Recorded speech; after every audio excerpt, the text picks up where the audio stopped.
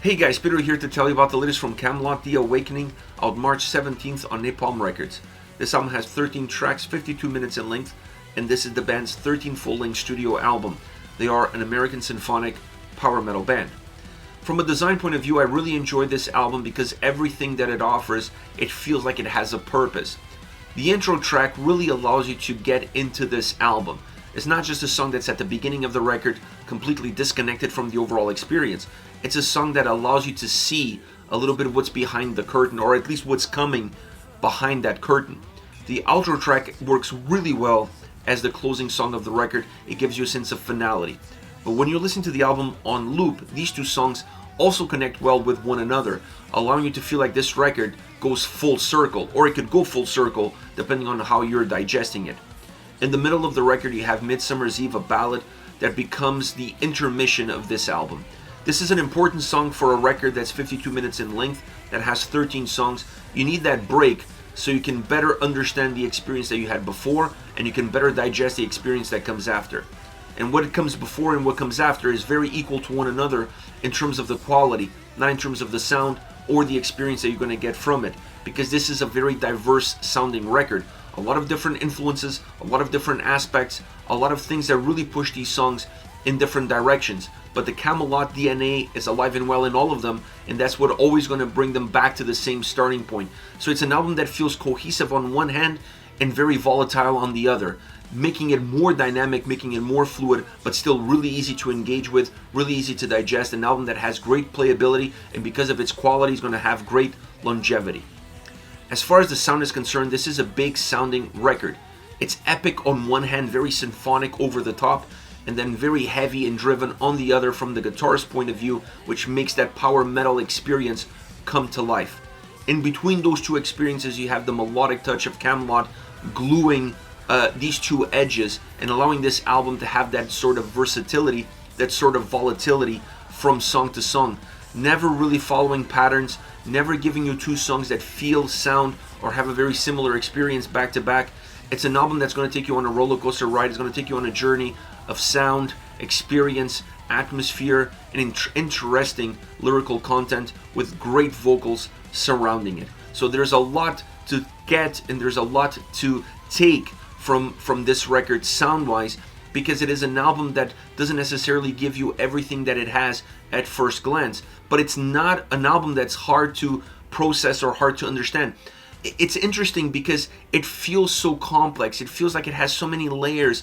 It feels like the sound, it's larger than life, but at the same time, when you listen to it, you're completely immersed in the experience of listening to it, and everything comes to you very easily.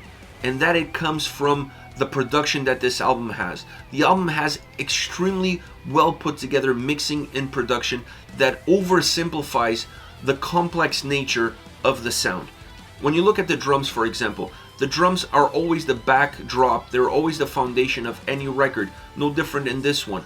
But I also felt like they pushed the drums into a place that allows them to be warm, that allows them to be connected, creating a very nice bridge between what the symphonic elements are doing and what the guitars are providing.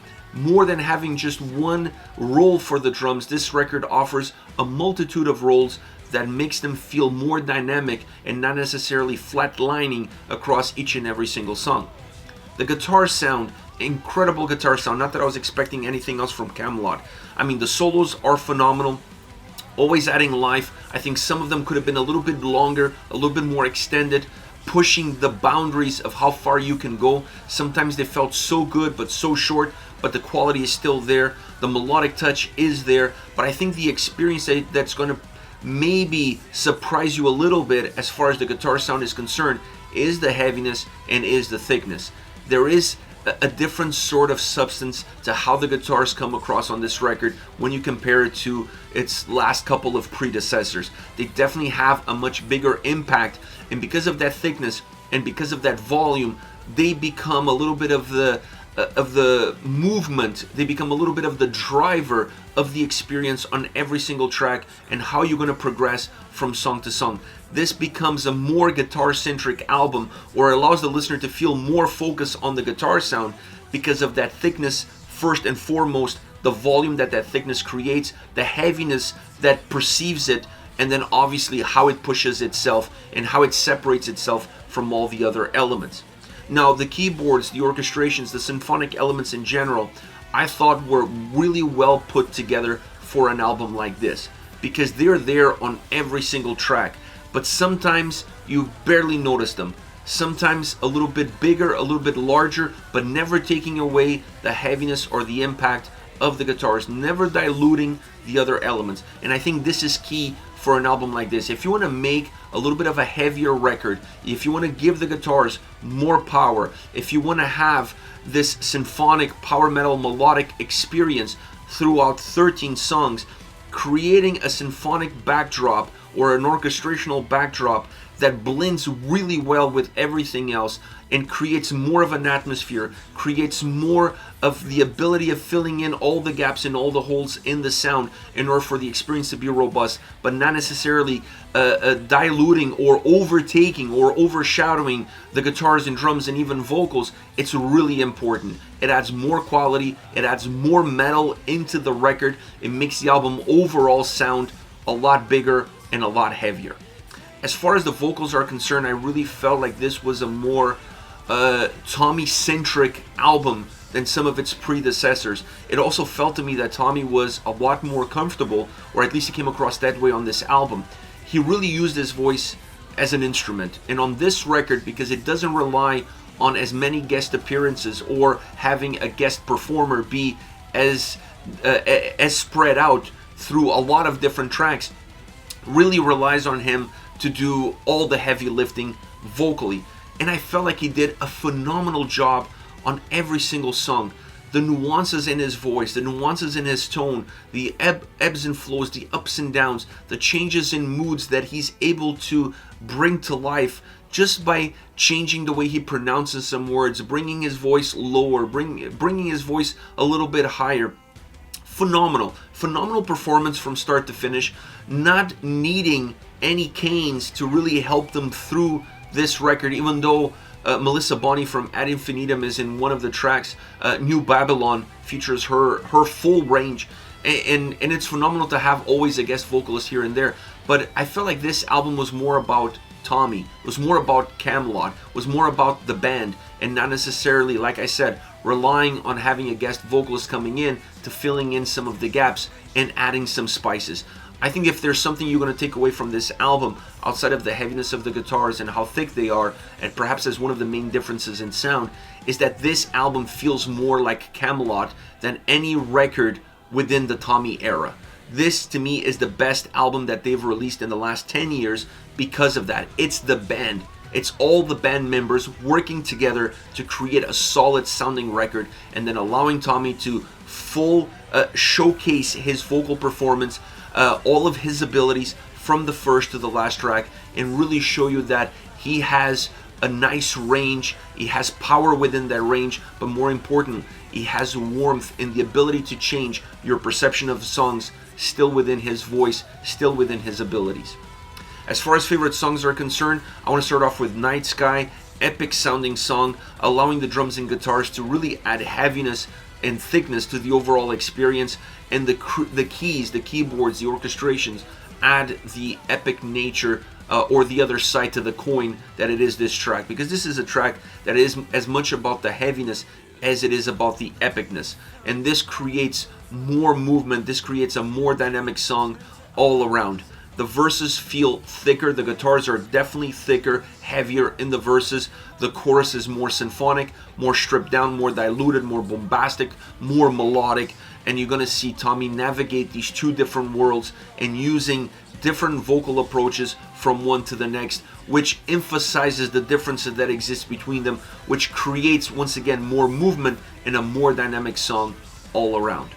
Next, you have The Looking Glass. This is one of my favorite songs on the record. I'm actually surprised that it wasn't one of the first singles, considering how strong this song is. The melody that the overall track has is chilling, is beautiful, but it's also haunting at the same time. And then you have the guitars creating an underlying heaviness that gives substance, that gives depth to the overall experience. The keyboards and orchestrations infuse, the symphonic elements in general, infuse a lot of melody to this track. And then the drums connect these two worlds. They connect the underlining heaviness of the guitars with the more over-the-top symphonic elements of the track. So the drums almost become the glue that brings it all together. Really important, allowing the song to have a very bombastic, epic, over-the-top chorus, a chorus that feels texture, that feels very layered, that feels like it's about to break at the seams. The verses are more tamed in this track. The verses feel a little bit more stripped down. They feel a little bit warmer. They feel a little bit lower. And this allows this track to then explode, to go from 0 to 100 as you move from the verses into the chorus. It's a track that also has a guitar solo followed by a keyboard solo. A really interesting way of expanding the solo section and bringing two elements in, allowing you once again to see the full blown experience of what Kamelot is all about. And this is what I talked earlier. This is an album that really feels like a Kamelot album that allows every single member of the band to have its place within its sound, within its construction, within its experience. This song is a perfect example of everything that I said up until this point about what this record is all about. The perfect synopsis of the entire record in one single song. Last but not least, New Babylon featuring Melissa Bonney. I love this track because it has a little bit of an anthem vibe, specifically once you get into the chorus. The chorus has a choir behind it. You have Melissa's vocals, you have Tommy's vocal. The chorus is just larger than life. The chorus feels like that power metal anthem, almost Manowar-ish at times in terms of how the choirs really work well within that chorus. Outside the chorus is a song that's more underlined by a piano, by keys, and that brings the mood down. Tommy's vocals come down as well. And then I thought they were going to use the harsh vocal side of Melissa's range, considering how beautiful Tommy's voice is and how clean that is. But no, they used her full range. They used her clean vocals, her harsh vocals. So it's a song that gives you the most that she can give you and allows the song to feel even more dynamic. It's a track that could have gone without those harsh vocals, but I think if you have somebody like Melissa on the track, you might as well use her full range and not just portion of it, making the song feel more dynamic, giving more life to the track, and allow you to have even more ebbs and flows, at least vocally, because musically it's not a track that really gives you a lot of ups and downs. It's a song that follows a very strict pattern, but vocally it's definitely a track that's more dynamic.